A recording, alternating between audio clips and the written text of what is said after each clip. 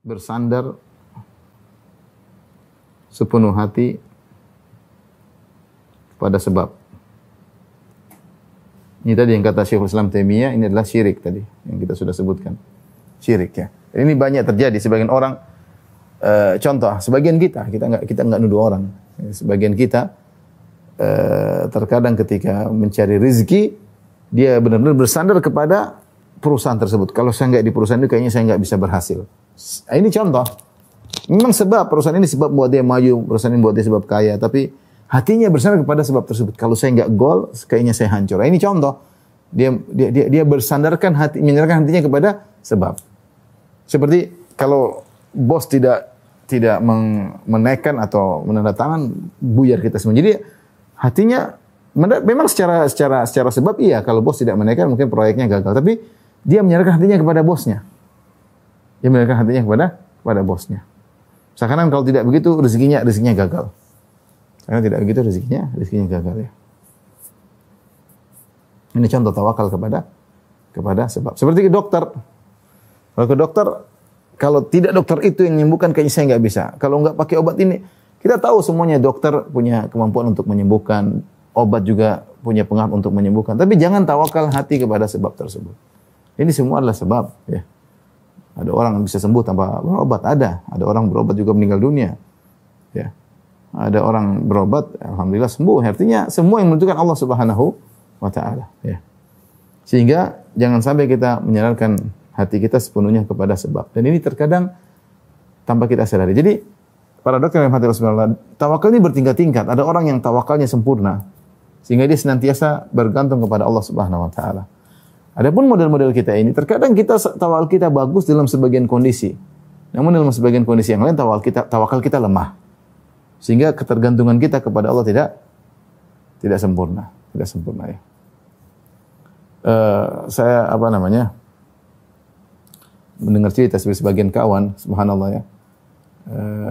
Ketika tawakalnya tinggi, Allah beri jalan keluar ya. Ada saya punya kawan, dia punya anak sekolah di luar negeri, kemudian alhamdulillah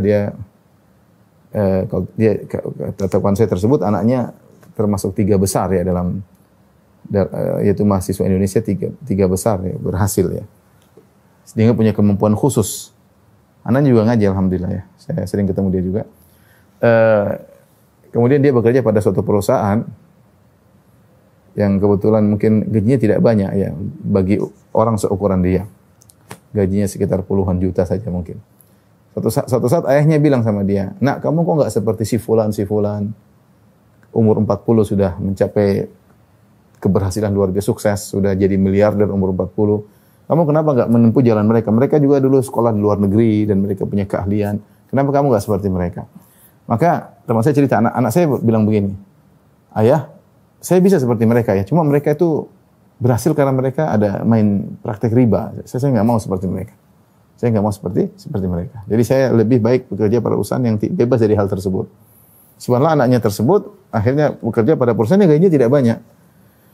Sebentar kalau dia bekerja di perusahaan lain mungkin gajinya langsung 150 juta, langsung 200 juta per bulan. Dia cuma dapat mungkin puluhan. Tapi karena dia punya keahlian yang luar biasa. Akhirnya perusahaan tempat dia bekerja tadi takut kehilangan dia. Perusahaan tersebut akhirnya memberikan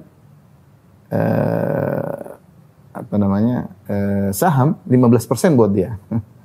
Buat anak ini. Sehingga dia bisa ratusan juta juga dapat penghasilan tiap bulan karena dia diberikan saham oleh perusahaannya. Perusahaan tersebut ingin dia konsentrasi mengembangkan perusahaan tersebut. Rezeki dari Allah Subhanahu wa taala. Rezeki dari Allah Subhanahu wa taala. Ini kisah nyata. Saya juga punya teman mengalami yang mirip. Artinya tawakal kepada Allah Subhanahu wa taala. Dia punya proyek ini lumayan ya, mungkin ya proyek banyak lah ya. Saya tidak perlu sebut nominalnya. Ketika dia menjalankan proyek, akhirnya ada intervensi dari sebagian pihak menyuruh dia untuk menyogok sana sini atau menjadikan sebagian orang ikut investasi dalam perusahaan tersebut. Ya, dan dia merasa ini melanggar syariat. Sehingga akhirnya dia tidak mau menjalankan proyek tersebut. Tidak mau dia. Dan akhirnya proyeknya digagalkan. Ketika proyeknya digagalkan, sudah dia berhenti. Akhirnya diangkatlah kontraktor lain ya untuk menjalankan proyek tersebut. Setelah berjalan, kontraktor baru tersebut menjalankan proyek tadi, ternyata mereka gagal karena sulit menjalankan proyek tersebut. Kontraktor ini gagal, akhirnya teman saya dicari-cari untuk menjalankan proyek tersebut dan tidak ada namanya sogok menyogok. Seorang bertawakal kepada Allah Subhanahu wa taala. Dia yakin bahwa rezekinya bukan di tangan mereka, rezeki di tangan Allah Subhanahu wa taala. Allah punya cara untuk memberi rezeki. Ini contoh. Jadi seorang ketika melakukan segala kegiatan, ya, jangan sampai dia bersandar kepada sebab. Kita ini artinya terkadang kita lupa diri. Contoh orang sakit ke dokter, dia merasa, dokter ini yang bisa menyembuhkan saya. Ini kadang-kadang dia lupa diri. Mungkin kalau ditanya, enggak, yang menyembuhkan Allah. Tapi ketika dia praktekkan hatinya bersandar kepada dokter tersebut, ini masalah. Tadi kita punya kaidah sebab, kita tahu sebab punya pengaruh, tapi kita tahu yang menentukan akibat Allah Subhanahu wa taala. Allah yang menyuruh kita untuk berikhtiar. Kita pilih dokter yang terbaik, tapi kita tahu kesembuhan di tangan Allah Subhanahu wa taala. Ini yang harus kita manage hati kita sehingga kita selalu bergantung kepada Allah, sembuhkan aku. Ya Allah, sembuhkan aku.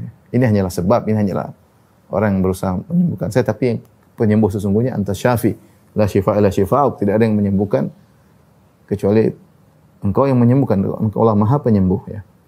Baik, ini di antara kesalahan bersandar sepenuh hati kepada sebab, dan ini merupakan kesyirikan.